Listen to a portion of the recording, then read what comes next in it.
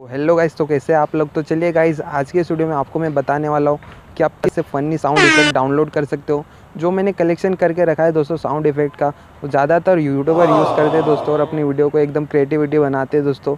तो उसी sound effect को मैंने अलग अलग सोर्सेज से डाउनलोड करके आपके लिए एक स्पेशल एक वीडियो बना के रखा है दोस्तों। आप उसे MP3 में डाउनलोड करके आपके जो भी साउंड इफेक्ट है उसमें आप उसे ऐड कर सकते हो और अपने वीडियो को क्रिएटिविटी फुल बना सकते हो। 30 के प्लस मैंने इसमें साउंड इफेक्ट इसमें डाले हुए दोस्तों सिर्फ आपके लिए। तो चलिए वीडियो को एंड तक वॉच करना और चैनल को सब्सक्राइब ज़रूर कर देना दोस्तों।